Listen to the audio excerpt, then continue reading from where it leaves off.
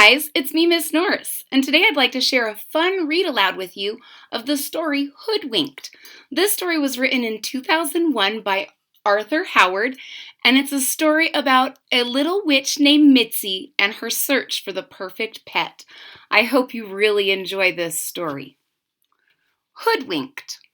You can see a picture of Mitzi right there on the cover and some of the possible pets that she might purchase.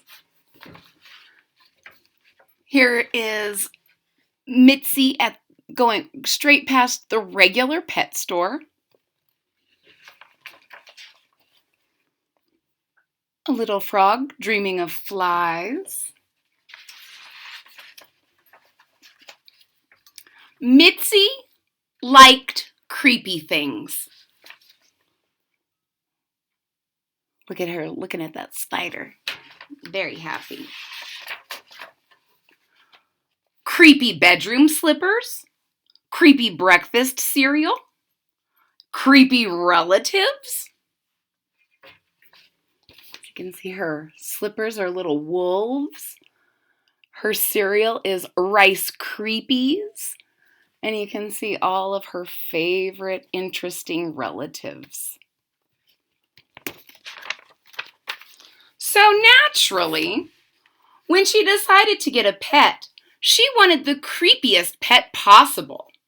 She couldn't go to the local pet shop. It only had cute, cuddly pets. Instead, she hopped on her broomstick and flew to a place called Cackle and Company. Now, in case you don't know, the word cackle is a word that means like a witch's laugh, like a cackle. So this is a place made exactly for witches.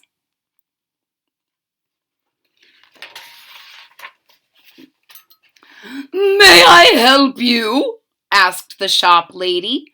She had a short green nose and long blue teeth. Mitzi liked her right away. I want a pet," she said. "Something really, really creepy."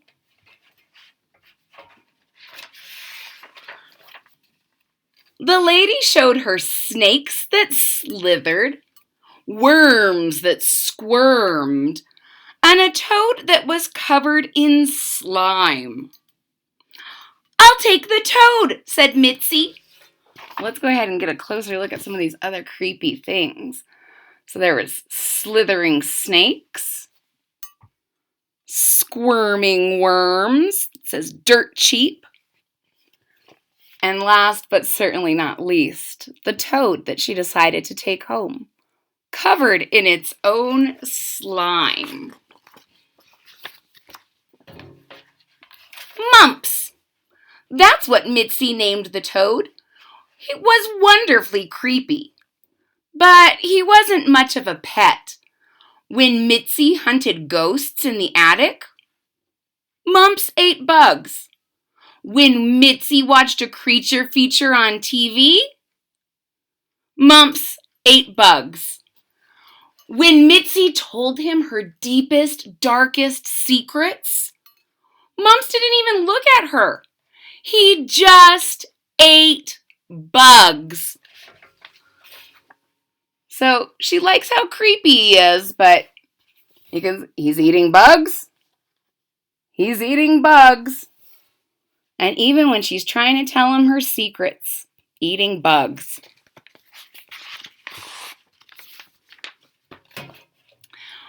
Mitzi flew back to the shop. "I want another pet," she said. "Something a little less buggy." The lady showed her a cage full of owls, a tank full of eels, and a room full of bats. "Those bats are the creepiest things I've ever seen," said Mitzi. "I'll take two." So you can see the room of owls, the tank of eels, and the little spooky bats that are super creepy. and she's taking 2. She named the bats Toothache and Earwax. I couldn't ask for anything creepier, Mitzi kept telling herself. But all the bats did was hang around with each other. Mitzi hurried back to the shop. I want another pet, she said. Something a little less batty. I have just the thing, said the lady. So you can see those Toothache and Earwax are just hanging out with each other and leaving Mitzi out. So she says this isn't going to work and takes him back. But the lady thinks she has another idea. Do you think Mitzi's going to take another pet from her? Warthogs! Said Mitzi. Let me think it over. Do you think you'd want to have a warthog? They look very messy and maybe mean, I don't know. As she flew home, Mitzi wondered if she'd ever find a pet that was right for her. All of her creepy relatives had pets. Uncle Shirley had piranhas. Aunt Malice had a crocodile. Even Madame Vex had a pet, though no one was quite sure what it was. Everyone has a pet, Mitzi thought, except me. So she's flying home, and I think she's a little bummed out that she's not been able to find a pet she wants. Everyone has a pet, she says. But things that are nearly magical happen all the time, especially to witches. And sure enough, the very next day, there was a scratching at the door. What could that be? Mitzi wondered. So magical things can happen at any time, especially if you're a witch. When she opened the door, she saw a tiny little kitten. Ugh, said Mitzi, you're cute. The kitten gazed up at her and mewed a tiny little mew. Meow. You're worse than cute, Mitzi muttered. You're adorable. Still, it was beginning to rain, so Mitzi let the kitten in. You can stay one night, she said, but only one. You're simply not creepy enough.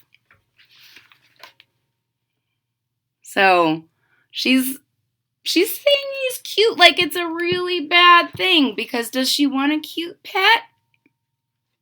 She wants one that's creepy. So she's going to keep him one night out of the rain.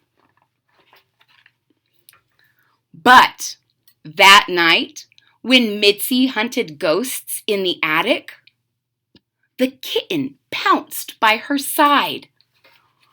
When Mitzi watched a creature feature on TV, the kitten purred on her lap. And at bedtime, when she told him her deepest, darkest secrets, the kitten licked her chin. She says, don't tell anyone, but I'm afraid of the dark.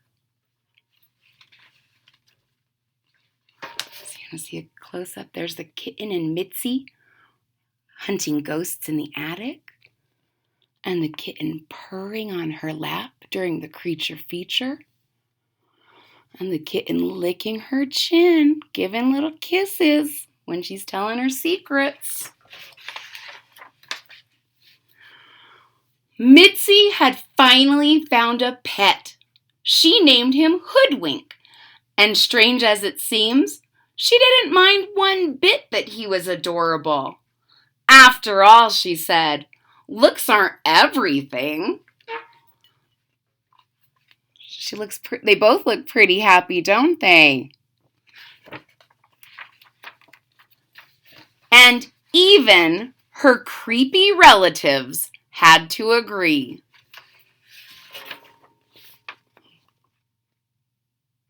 Oh, even the creepy relatives think Hoodwinked is a cute little kitty. The end. Ladies and gentlemen, I hope you really enjoyed the story of Hoodwinked. It's one of my favorite stories. If you did, please hit that thumbs up button at the bottom of the page. If you're already a subscriber, thank you so much. I really appreciate your support. If you're not a subscriber yet, please hit that subscribe button at the bottom of the page and click the bell so you get notifications when there's future content. I'll see you next time. Bye-bye.